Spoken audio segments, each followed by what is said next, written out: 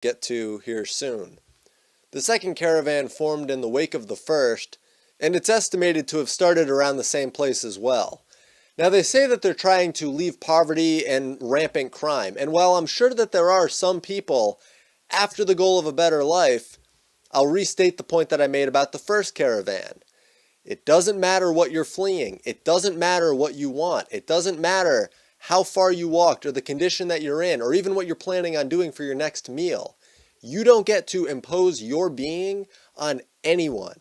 Plus, I said before that we don't need more low-skill laborers in America, so let me just expand on that a little bit. The market bids up the prices where there are shortages. If there's a job that Americans just won't do, then it's because the market value for that job has been driven down by low-skill workers willing to work for next to nothing because it beats what they were making in their home country, and then some will send the money back to their home country. So then American wealth is not only not being put back into our economy, but it's leaving and it's going to other countries. Simply cut off the flow of low-skill immigrants and we'll have honest wages for work. And if that makes the price of food go up, then people will start farming more because the demand for farmers and thus the price that they can be paid will increase substantially. And then as more people farm, the price of food will go back down.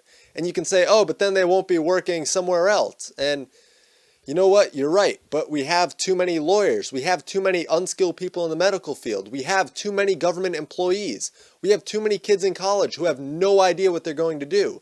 We have too many feminist dance therapy majors because even one of them is too many. But until we flush the government system of all of its waste, we'll never be able to bring in enough people who understand economics enough to actually fix the markets. I mean, the free market works like a beautiful dance, perfectly in step with a symphonic score. Lacking a standard for immigration other than just don't kill us is a fast track to a destabilized labor market, which badly destabilizes other markets. So people don't get to come here for a better life unless America has a spot for them already available because of Americans leaving and going to work somewhere else. But this is where countries should be having labor agreements with each other that are beneficial to both countries. But there's really nothing that Mexico or Honduras, Guatemala, El Salvador, I mean, there's nothing that they can offer us to make it worth it. So they just form caravans and attempt to invade illegally. And I mentioned El Salvador because there's a third caravan taking shape there. This one's being tracked by the DHS, and they're intending on leaving at the end of October. But 230 people are in a group for this caravan on WhatsApp. As far as I know, you can't access WhatsApp by hitting two rocks together. So clearly these people have phones. They're not living in the Stone Age. They're 21st century poor, which is to say they don't have flat screen TVs or smart fridges. But they have food, they have cell phones, they have medical technology exported largely by the West and largely paid for by the West. And they have clothes. And I understand that violence is prolific in these cultures, but the people in the caravan aren't bringing a different culture. And of course, this isn't to single out individuals, but we're talking about a caravan, a mass of people. So you have to generalize. Okay, mothers aren't going to start raising their kids differently just because they're in America. Teenagers who are involved in the gang lifestyle won't just adopt the work ethic and quit the gang lifestyle. They won't vote for different political ideas. They're largely going to bring the same destructive culture here. And there are gang members, drug dealers, fentanyl dealers, terrorists who could easily be wrapped up in these caravans. El Universal, a Mexican news outlet, has reported the first caravan of people has swelled to 14,000. And this was reported 2 days ago, even though US outlets are still reporting between 6,500 and 7,000. I can't say definitively how many people there are, but it does make sense that they're continuing to pick up people as they move through Mexico, especially because those deported from the US would love an opportunity to jump into a mass of people and try to sneak back into the US. A migrant also called Trump the Antichrist and then said, "We're not criminals, but rather fighters." I'm sorry, but during an invasion of a sovereign country, that's the same thing. And there were a few comments from people in my last video that I did on the caravan who were clearly not regulars on the channel. I mean, the comments were usually along the lines of, well, America stole it from them and they're just trying to get it back, so what are you complaining about? Well, they're trying to conquer land and resources. Besides, my main issue is with the fact that there are people in America welcoming this. That's why I'm glad that the first caravan has made headlines. They're burning the American flag while waving the Honduran flag and the Guatemalan flag and the Mexican flag. I just wish that they'd be more straightforward and come out and say, hey, we're invading. So then Democratic politicians can begin to see the same picture as Trump is seeing, which is that they're invading.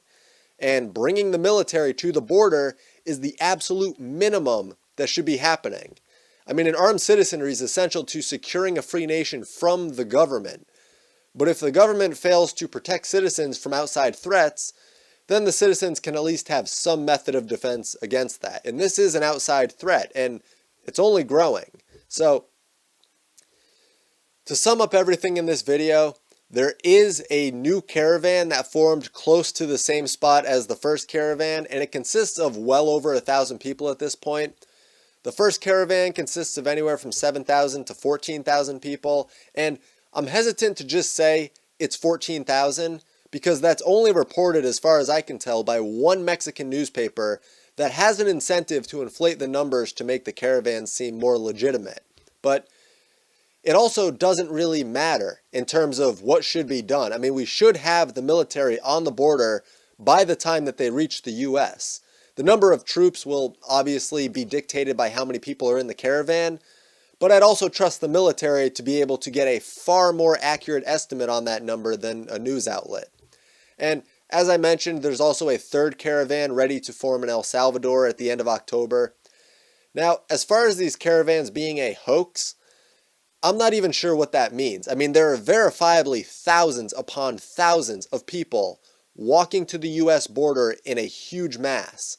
If you mean that they're paid, then that's not a hoax. That just means it's a form of having all of this be orchestrated. And in that case, we should be taking the same exact actions as I stated anyways, and it doesn't really change anything.